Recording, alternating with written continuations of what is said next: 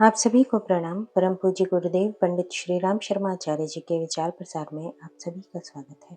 परम पूज्य गुरुदेव की आत्मकथा हमारी वसीयत और विरासत का अध्याय 19 चौथा और अंतिम निर्देशन का दूसरा भाग प्रारंभ होता है। तपश्चर्या आत्मशक्ति के उद्भव हेतु अनिवार्य। अरविंद ने विलायत से लौटते ही अंग्रेजों को भगाने के लिए जो उपाय संभव थे वे सभी किए, पर बात बनती न दिखाई पड़ी। राजाओं को संगठित करके, विद्यार्थियों की सेना बनाकर व पार्टी गठित करके उनने देख लिया कि इतनी सशक्त सरकार के सामने यह चुटपुट उपचार सफल न हो सकेंगे। इसके लिए सामान्य स्तर की सामर्थ्य टक्कर लेने के लिए चाहिए। गांधी जी के सत्याग्रह जैसा उन दिनों संभव नहीं था। ऐसी दशा में उनने आत्मशक्ति उत्पन्न करने और उसके द्वारा वातावरण गर्म करने का काम हाथ में लिया। अंग्रेजों की पकड़ से अलग हटकर वे पौंडीचेरी चले गए और एकांतवास, मौन साधना सहित विशिष्ट तप करने लगे। लोगों की दृष्टि में वो पलायनवाद भी हो सकता था, पर वस्तुतः वैसा था नहीं। सूक्ष्मदर्शियों के अनुसार उसके द्वारा अदृश्य स्तर की प्रचंड ऊर्जा उत्पन्न हुई, वातावरण गर्म हुआ और एक ही समय में देश के अंदर इतने महापुरुष उत्पन्न हुए कि जिसकी इतिहास में अन्यत्र कहीं भी तुलना नहीं मिलती। राजनीतिक नेता कहीं भी उत्पन्न हो सकते हैं और कोई भी हो सकते हैं, किंतु महापुरुष हर दृष्टि से उच्च स्तरीय होते हैं, जिनका व्यक्तित्व कहीं अधिक ऊंचा होता है। जनमानस को उल्लासित, आंदोलित करने की क्षमता भी उन्हीं में होती है। 2000 वर्ष की गुलामी ने बहुत कुछ गंवा बैठने वाले देश को ऐसे ही कर्णधारों की आवश्यकता थी। वे एक नहीं, अनेकों एक ही समय में उत्पन्न हुए, प्रचंड ग्रीष्म में उठते चक्रवातों की तरह। फलतः अरविंद का यह संकल्प कालांतर में ठीक प्रकार संपन्न हुआ, जिसे वे अन्य उपायों से पूरा कर सकने में समर्थ नहीं हो पा रहे थे। आध्यात्म विज्ञान के इतिहास में उच्च स्तरीय उपलब्धियों के लिए तप साधना एकमात्र विधान उपचार है। वो सुविधा भरी विलासी रीति नीति अपनाकर संपादित नहीं की जा सकती है। एकाग्रता और एकात्मता संपादित करने के लिए बहुमुखी वायाचारों में, प्रचारों, प्रयोजनों में भी निरत नहीं रहा जा सकता है। उससे शक्तियां बिखरती हैं। फलतः केंद्रीयकरण का वह प्रयोजन पूरा नहीं होता जो सूर्य किरणों को आतिशी शीशे पर केंद्रित करने की तरह अग्नि उत्पादन जैसी प्रचंडता उत्पन्न कर सके। 18 पुराण लिखते समय व्यास उत्तराखंड की गुफाओं में वसुंधरा शेखर के पास चले गए। साथ में लेखन कार्य की सहायता के लिए गणेश जी इस शर्त पर रहे कि एक शब्द भी बोले बिना सर्वथा मौन रहेंगे। इतना महत्वपूर्ण कार्य इससे कम में संभव नहीं हो सकता था। भारतीय स्वाधीनता संग्राम के दिनों महर्षि रमण का मौन तप चलता रहा। इसके अतिरिक्त भी हिमालय में अनेक उच्च स्तरीय तपश्चर्याएं इसी निमित्त चली। राजनेताओं द्वारा संचालित आंदोलनों को सफल बनाने में इस अदृश्य सूत्र संचालन का कितना बड़ा योगदान रहा, इसका स्थूल दृष्टि से अनुमान न लग सकेगा, किंतु सूक्ष्मदर्शी तथ्यान्वेषी उन रहस्यों पर पूरी तरह विश्वास करते हैं। जितना बड़ा कार्य उतना बड़ा उपचार के सिद्धांत को ध्यान में रखते हुए इस बार विशिष्ट तपश्चर्या वातावरण के प्रवाह को बदलने, सुधारने के लिए की गई है। इसलिए उसका स्तर और स्वरूप कठिन है। आरंभिक दिनों में जो काम कंधे पर आया था, वो भी लोकमानसों को परिष्कृत करने, जागृत आत्माओं को एक संगठन सूत्र में पिरोने और रचनात्मक गतिविधियों का उत्साह उभारने का था। इतने भर से काम चल जाया करे तो इसकी व्यवस्था संपन्न लोग अपनी जेब से अथवा दूसरों से मांग जांच कर आसानी से पूर्ण कर लिया करते, और अब तक स्थिति को बदलकर कुछ से कुछ बना लिया गया होता। कईयों ने पूरे जोर शोर से ये प्रयत्न किए भी हैं, प्रचारात्मक साधनों के अंबार भी जुटाए हैं, पर उनके बलबूते कुछ ऐसा न बन पड़ा जिसका कारगर प्रभाव हो सके। वस्तु स्थिति को समझने वाले निर्देशक ने सर्वप्रथम एक ही काम सौंपा।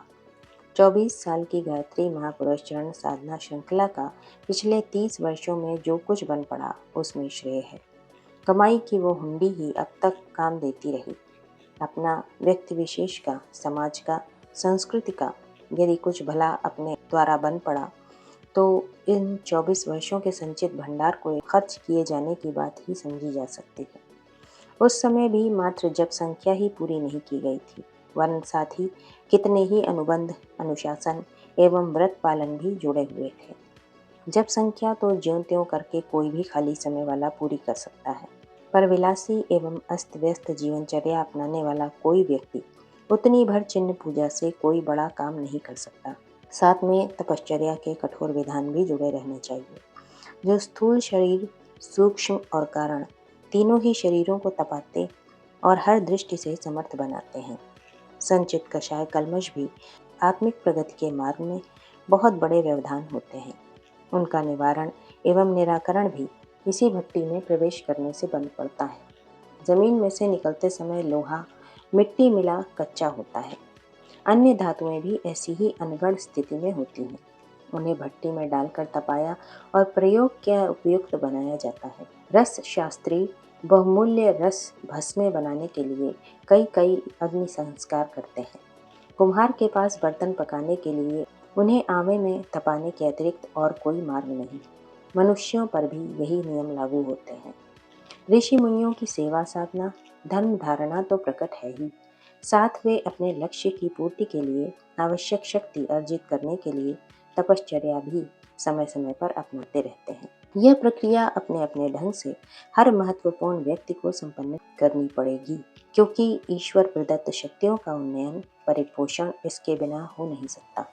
व्यक्तित्व में पवित्रता, प्रखरता और परिपक्वता न हो तो कहने योग्य, सराहने योग्य सफलताएं प्राप्त कर सकने का सुयोग ही नहीं बनता। कुचक्र, छद्म और आतंक के बलबूते उपार्जित की गई सफलताएं जादू तमाशे में हथेली पर सरसों जमाने जैसे चमत्कार दिखाकर तिरोहित हो जाते हैं। बिना जड़ का पेड़ कब तक टिकेगा और किस प्रकार फूलेगा फलेगा। तपश्चर्या के मौलिक सिद्धांत हैं संयम और सदुपयोग। इंद्रिय संयम से पेट ठीक रहने से स्वास्थ्य नहीं बिगड़ता। ब्रह्मचर्य पालन से मनोबल का भंडार चुकने नहीं पाता। अर्थ संयम से नीति की कमाई से औसत भारतीय स्तर का निर्वाह करना पड़ता है। फलतः न दरिद्रता पटकती है और न बेईमानी की आवश्यकता पड़ती है। समय संयम से व्यस्त दिनचर्या बनाकर चलना पड़ता है। फलतः कुकर्मों के लिए समय ही नहीं बचता है। जो बन पड़ता है श्रेष्ठ और सार्थक ही होता है। विचार संयम से एकात्मता सधती है। आस्तिकता, आध्यात्मिकता और धार्मिकता का दृष्टिकोण विकसित होता है। भक्ति योग, ज्ञान योग, कर्म योग की साधना सहज सधती रहती है। संयम का अर्थ है बचत। चारों प्रकार का संयम बरतने पर मनुष्य के पास इतनी अधिक सामर्थ्य बची रहती है जिसे परिवार निर्वाह के अतिरिक्त महान प्रयोजनों में प्रचुर मात्रा में भली प्रकार लगाया जाता रहे। संयमशीलों को वासना, तृष्णा और अहंता की खाई पाटने में मरना खपना नहीं पड़ता। इसलिए सदुद्देश्यों की दिशा में कदम बढ़ाने की आवश्यकता पड़ने पर व्यस्तता, अभावग्रस्तता, चिंता, समस्या आदि के बहाने नहीं गढ़ने पड़ते। स्वार्थ परमार्थ साथ साथ सधते रहते हैं और हंसती हंसाती हल्की फुल्की जिंदगी जीने का अवसर मिल जाता है। इसी मार्ग पर अब से 60 वर्ष पूर्व मार्गदर्शक ने चलना सिखाया था। वो क्रम अनवरत रूप से चलता रहा। जब तब वातावरण में बैटरी चार्ज करने के लिए बुलाया जाता रहा। विगत 30 वर्षों में एक एक वर्ष के लिए एकांतवास और विशेष साधना उपक्रम के लिए जाना पड़ा है। इसका उद्देश्य एक ही था, तपश्चर्या के उत्साह और पुरुषार्थ में, श्रद्धा और विश्वास में कहीं कोई कमी न पड़ने पाए। जहाँ कमी पड़ रही हो उसकी भरपाई होती रहे। भागीरथ शिला गंगोत्री में की गई साधना धरती पर ज्ञान गंगा की प्रज्ञा अभियान की अवतरण की क्षमता एवं दिशा मिली। इस बार उत्तरकाशी के परशुराम आश्रम में वो कुल्हाड़ा उपलब्ध हुआ जिसके सहारे व्यापक अवांछनीयता के प्रति लोकमानस में विक्षोभ उत्पन्न किया जा सके। पौराणिक परशुराम ने धरती पर से अनेक आतताइयों के अनेक बार सिर काटे थे। अपना सिर काटना ब्रेन वॉशिंग है। विचार क्रांति एवं प्रज्ञा अभियान में सृजनात्मक ही नहीं सुधारात्मक प्रयोजन भी सम्मिलित हैं। ये दोनों ही उद्देश्य जिस प्रकार जितने व्यापक क्षेत्र में जितनी सफलता के साथ संपन्न होते रहे हैं, उनमें न शक्ति कौशल है, न साधनों का चमत्कार, न परिस्थितियों का संयोग। ये मात्र तपश्चर्या की सामर्थ्य से ही संपन्न हो सका। ये जीवनचर्या के आद्यावधि भूतकाल का विवरण हुआ। वर्तमान में इसी दिशा में एक बड़ी छलांग लगाने के लिए उस शक्ति ने निर्देश किया है जिस सूत्रधार के इशारों पर कठपुतली की तरह नाच नाचते हुए समूचा जीवन गुजर गया। अब हमें तपश्चर्या की एक नवीन उच्च स्तरीय कक्षा में प्रवेश करना पड़ा है। सर्वसाधारण को इतना ही पता है कि हम एकांतवास में हैं, किसी से मिलजुल नहीं रहे हैं। ये जानकारी सर्वथा अधूरी है, क्योंकि जिस व्यक्ति के रोम रोम में कर्मठता, पुरुषार्थ परायणता, नियमितता और व्यवस्था भरी पड़ी हो, वो इस प्रकार का निरर्थक और निष्क्रिय जीवन जी नहीं सकता, जैसा कि समझा जा रहा है। एकांतवास में हमें पहले की अपेक्षा अधिक श्रम करना पड़ा है, अधिक व्यस्त रहना पड़ा है तथा लोगों से न मिलने की विधा अपनाने पर भी इतने ऐसों से संपर्क सूत्र जोड़ना पड़ा है जिनके साथ बैठने में ढेरों समय चला जाता है पर मन नहीं भरता। फिर एकांत कहाँ हुआ, न मिलने की बात कहाँ बन पड़ी। मात्र कार्यशैली में ही राई रत्ती परिवर्तन हुआ। मिलने जुलने वालों का वर्ग एवं विषय भर बदला। ऐसी दशा में अकर्मण्य और पलायनवाद का दोष ऊपर कहाँ लदा। तपस्वी सदा ऐसी ही रीति नीति अपनाते हैं। वे निष्क्रिय दिखते भर हैं, वस्तुतः अत्यधिक व्यस्त रहते हैं। लट्टू जब पूरे वेग से घूमता है तब स्थिर खड़ा भर दिखता है। उसके घूमने का पता तो तब लगता है जब चाल धीमी पड़ती है और बैलेंस लड़खड़ाने पर औंधा गिरने लगता है। आइंस्टीन जिन दिनों अत्यधिक महत्वपूर्ण अणु अनुसंधान में लगे थे, उन दिनों उनकी जीवनचर्या में विशेष प्रकार का परिवर्तन किया गया था। वे भव्य भवन में एकाकी रहते थे। सभी सुविधाएं उसमें उपलब्ध थीं, साहित्य, प्रयोग उपकरण एवं सेवक सहायक भी। वे सभी दूर रखे जाते थे ताकि एकांत में एकाग्रता पूर्वक बन पड़ने वाले चिंतन में कोई व्यवधान उत्पन्न न हो। वे जब तक चाहते नितांत एकांत में सर्वथा एकाकी रहते।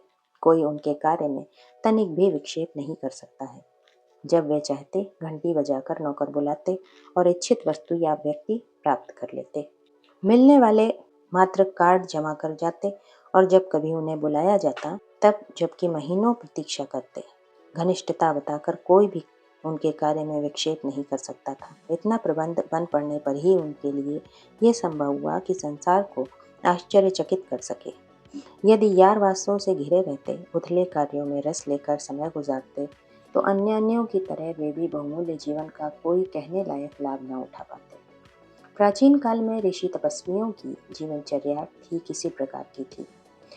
उसमें तन्मयता पूर्वक अपना कार्य कर सकने के लिए वे कोलाहल रहित स्थान निर्धारित करते थे और पूरी तन्मयता के साथ निर्धारित प्रयोजनों में लगे रहते थे।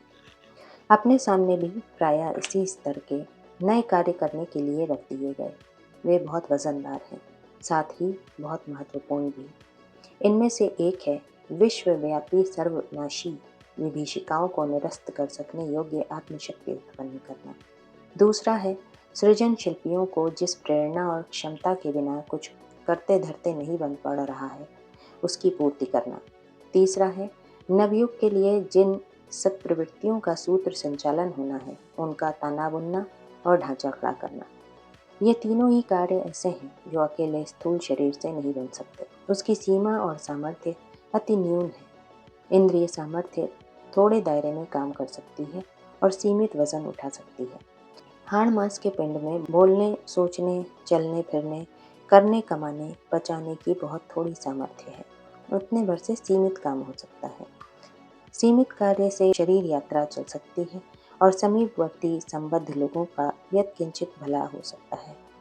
अधिक व्यापक और अधिक बड़े कामों के लिए सूक्ष्म और कारण शरीरों के विकसित किए जाने की आवश्यकता पड़ती है। तीनों जब समान रूप से सामर्थ्यवान और गतिशील होते हैं, तब कहीं इतने बड़े काम बन सकते हैं जिनके करने की इन दिनों आवश्यकता पड़ गई है। रामकृष्ण परमहंस के सामने यही स्थिति आई थी। उन्हें व्यापक काम करने के लिए बुलाया गया।